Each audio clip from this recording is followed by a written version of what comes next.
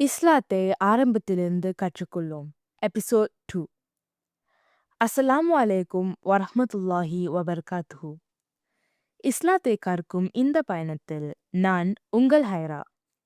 பாப்பா, இன்னைக்கு நான் உங்ககிட்ட ஒரு விஷயம் கேட்க போறேன்.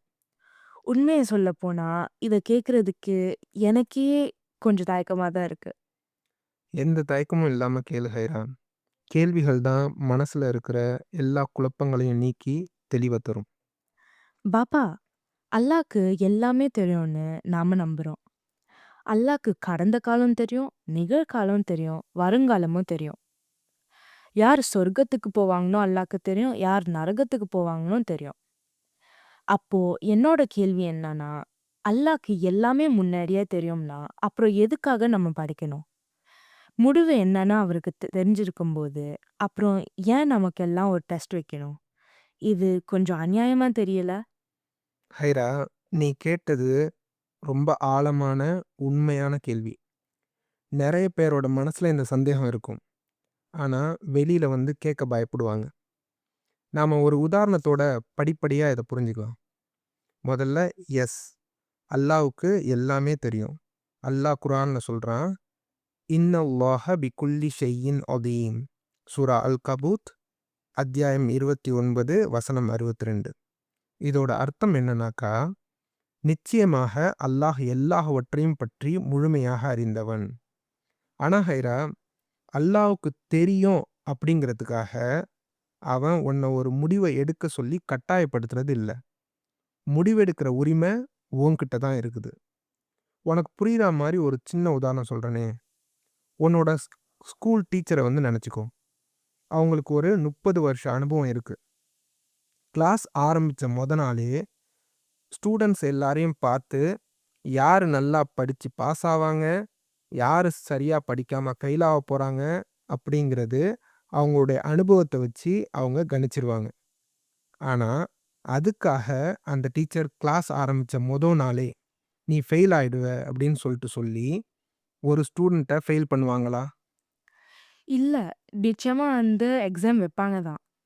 கரெக்ட். ஏன்? ஏன்னா, அந்த ஸ்டூடண்ட் தன்னோட செயல்கள் மூலமா, தன்னுடைய முயற்சிகள் மூலமா, தன்னுடைய சாய்ஸஸ் மூலமா வந்து தன்னை நிரூபிக்கணும். அப்பத்தான் பின்னாடி அந்த ஸ்டூடண்ட் வந்து, "எனக்கு எந்த ஒரு வாய்ப்பும் கிடைக்கல. இப்படி நீங்க என்ன ஃபெயில் பண்ணது அநியாயம்.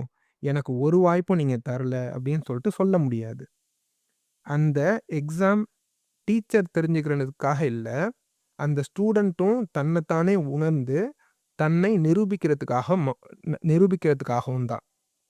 அப்போ அல்லாஹ் நம்ம நாமே நிரூபிக்கிறதுக்காக தான் இந்த வாய்ப்ப நமக்கு கொடுக்குறாரா? கரெக்ட்டா சொன்ன. அல்லாஹ்வுக்கு தெரியும். ஆனா உனக்கு தெரியாது. உன்னோட வாழ்க்கை தான் உனக்கு ஆதாரமாக கியாமத் நாள்ல வந்து நிக்கும். அல்லாஹ் வந்து குர்ஆன்ல சொல்றான், "லா யஹ்தீக மன் ஹலக அன் பையினாத்தின் வ யஹ்தி மன் ஹய்ய அன் பையினா." சூரா அன்ஃபால்ல அத்தியாயம் 8 வசனம் 42.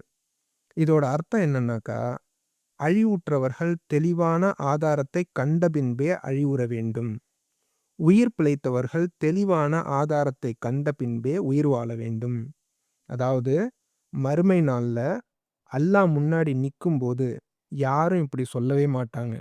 எனக்கு தெரியாது, எனக்கு எந்த வாய்ப்பும் கிடைக்கல, இந்த தீர்ப்பு அநியாயம், இப்படியெல்லாம் அவங்களால சொல்ல முடியாது. ஏன்னா, அவங்களுடைய வாழ்க்கையில எல்லா விதமான தகவல்களும் வந்து அவங்களுக்கு தரப்பட்டிருக்கும்.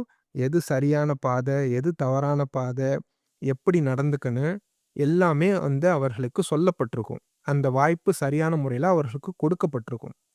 ஸோ, உன்னுடைய வாழ்க்கையே வந்து உனக்கு சாட்சியா மாறிடும். ஆனா பாப்பா, சில பேர் நரகத்துக்கு போவாங்கன்னு தெரிஞ்சே அல்லாஹ் ஏன் அவங்கள படிக்கணும்? இந்த கேள்வி ஒரு சரியான கேள்விதான். ஹைரா, அல்லாஹ் யாரையும் நரகத்துக்கு போகணும்னு சொல்லிட்டு கட்டாயப்படுத்தி படைக்கல. அல்லாஹ் மனுஷங்கள படைச்சு அவங்களுக்கு ஒரு சுதந்திரத்த குடுத்திருக்கான்.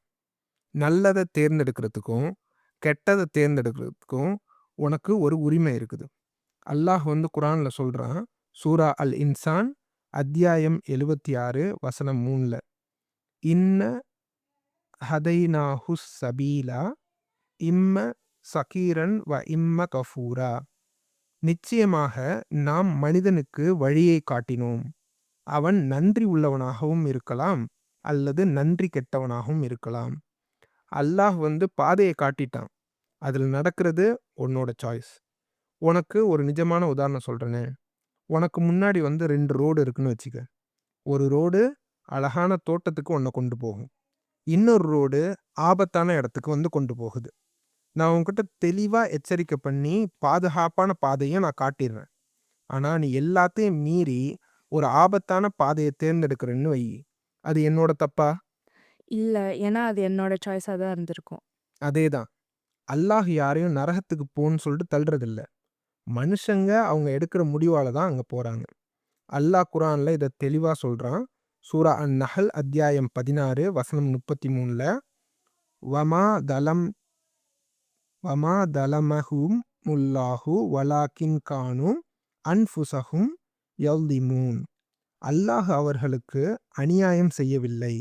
மாறாக அவர்கள் தங்களுக்கு தாங்களே அநியாயம் செய்து கொண்டார்கள்.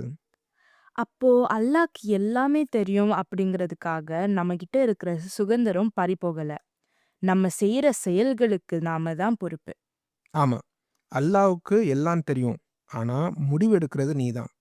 அப்புறம் ஹைரா, அல்லாஹ் நம்மளை தண்டிக்கிறதுக்காக படைக்கல. மாறா நமக்கு நிலையான ஒரு எட்டர்னல் ஹாப்பினஸ், நிலையான மகிழ்ச்சிய குடுக்கக்கூடிய ஒரு வாய்ப்ப தான் வந்து உருவாக்கி தரான். நபி ஸல்லல்லாஹு அலைஹி வஸல்லம் அவங்க சொன்னாங்க, சஹீஹுல் புகாரி 7280வது ஹதீஸ்ல, மறுப்பவர்களைத் தவிர நீங்கள் அனைவரும் சொர்க்கத்தில் நுழைவீர்கள்.